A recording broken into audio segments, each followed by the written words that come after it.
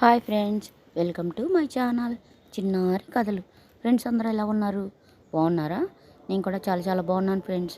మీరు కూడా చాలా బాగుండాలి.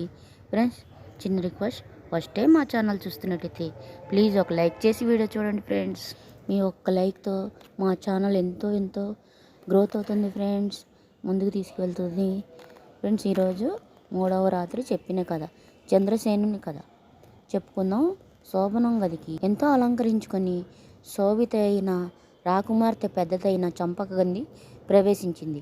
కాలక్షేపాన్ని కథ చెప్తానని కథను ప్రారంభించాడు కుశాగ్రబుద్ధి. మధురానగర మహారాజు మదనగిరికి ఒక్కగానొక్క అందాల చిదిమే సుందరాంగుడు కొడుకు. పుత్రుడు చంద్రసేనుడికి తగిన కన్యారత్నం మణిమంజరిని తెచ్చి వివాహం చేశాడు మదనగిరి.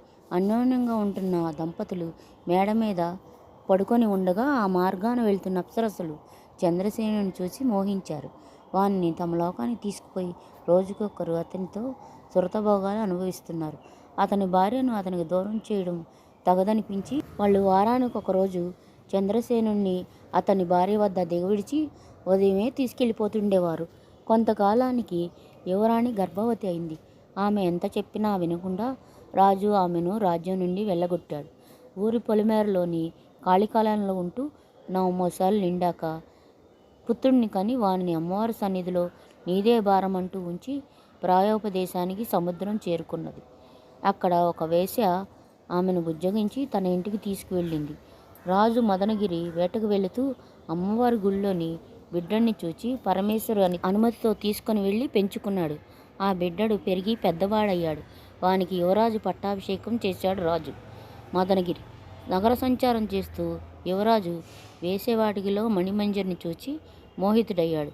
3000 వరహాలు పంపి రాత్రికి వస్తున్నానని సర్వాలంకారాల భూషితుడైన రాకుమారుడు వేశ్యావాటికకు వెళుతూ ఒక ఆవు దూడ కాలు తొక్కాడు. అది తల్లికి ఫిర్యాదు చేసింది. కన్న తల్లినే కామించి వెళుతున్న కామాంధుడు వాడికి నువ్వు కనబడతావా అన్నది గోమాత. జంతుభాష తెలిసిన రాకుమారుడు రివున్న మహారాజు దంపతుల వద్దకు వెళ్ళి తన తల్లి ఎవరో చెప్పమన్నాడు. మాకు తెలీదు, అమ్మవారు నిన్ను మాకు ఇచ్చింది, ఆమెయే చెప్పాలి నీ తల్లి ఎవరో అని అందరూ కలిసి ఆలయానికి వెళ్ళారు. అమ్మవారిని ప్రార్థించారు. ఆమె సాక్షాత్కరించి అతని తల్లిదండ్రుల గురించి చెప్పి తల్లి చేత 7 శుక్రవారాలు చేయించమన్నది. అప్సరసలు అనుగ్రహిస్తారన్నది. అంబారీ పంపించి తల్లిని కోటకు రప్పించి తల్లి చేత 7 శుక్రవారాల పూజలు చేయించాడు. అప్సరసలు చంద్రసేనుని తీసుకువచ్చి అతని భార్యకు అప్పగించారు. అందరూ కలిసిమెలిసి హాయిగా బతికారు.